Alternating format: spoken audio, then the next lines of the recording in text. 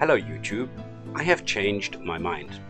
No, not about religions, but while I was thinking about taking the entire Harun Yahya and Zakir Naik miracle claims series of videos and debunking them one by one, I realized that it was getting to be less and less of a challenge.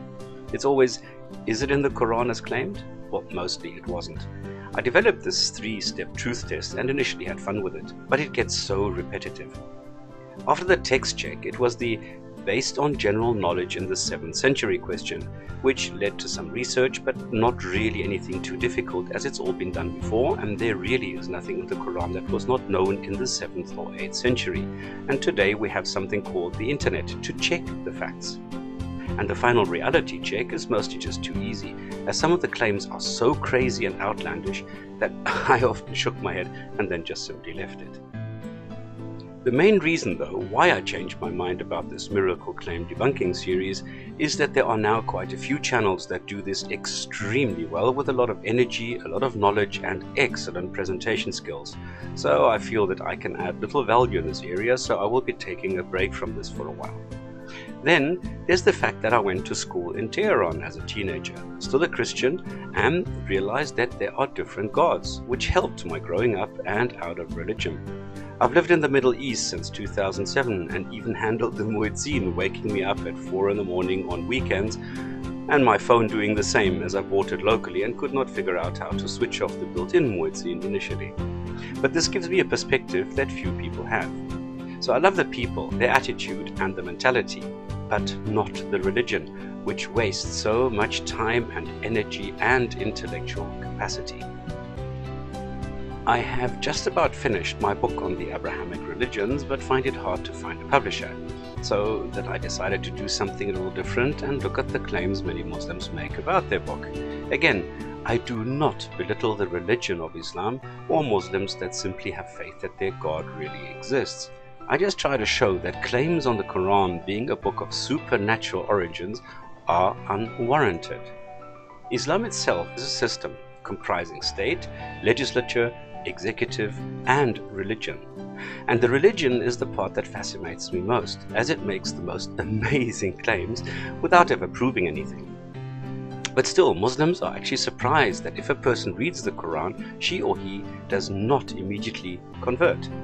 The religion of Islam claims it provides the last and final messenger, a merchant and warlord from the Arabian Peninsula. Islam claims that the Quran was brought to mankind straight from a god. The claim is that the original is in heaven, made from gold. What else?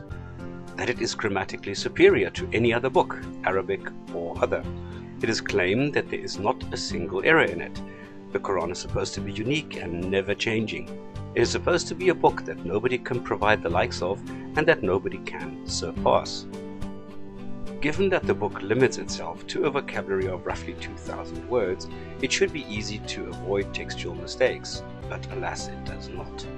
Now I know that some Muslims can immediately start screaming bloody murder just for the first statement, especially since the books it is mostly based on, the Jewish and Christian Bibles, use between 8 and 10,000 words, which is not a record either, as Shakespeare used well over 20,000 words in a single play. But even if you go to an Islamic site, you can check my statement and find that even the most generous interpretation of word yields roughly 2,800 words used in the Quran. I try and back up my claims with proof, or at least provide the source so people can check where I get this from and can challenge the accuracy. So I'm putting 2 links in the description field. There are other places which show this very clearly, but they are most probably blocked from within Islamic countries, so I will not use or cite them. Another reason to look at the Quran in a more worldly manner is its obvious inaccuracy, the grammatical incongruities, non-Arabic words, and the inept structure of sentences which make it difficult to comprehend and almost impossible to translate. What this shows, and what plays a crucial role here, is that something never deemed possible is that with the internet, almost anybody capable of using both their brain cells can search for and access information that used to be limited to and reserved for scholars. To cut a long story short, I've decided to tackle those claims, to compare them with reality and see whether they are factually correct.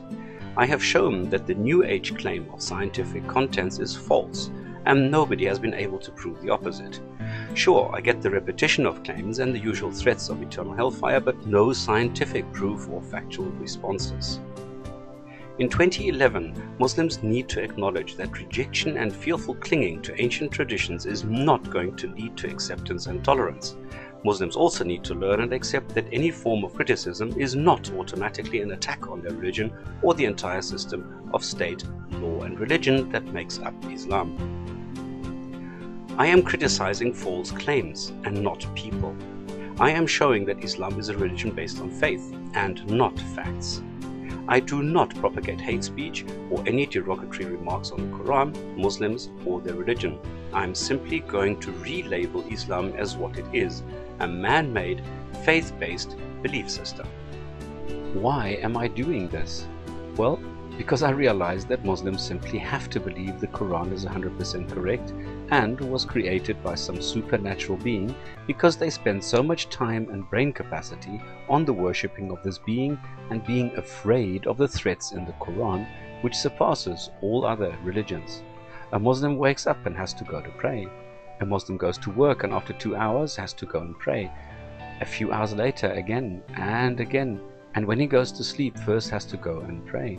The entire month of Ramadan is a continuous worship, and then it's off to Hajj, which has created and is now feeding an entire industry. What was a huge effort a few centuries ago has become a trip down to your local travel agency. But how much time is spent on worshipping an invisible God? How much fear of hell and the hope of avoiding it goes into the brain of a Muslim, man or woman? How many rituals does a Muslim have to remember? How much time is spent on following those rituals? And not all these rituals are actually found in the Quran.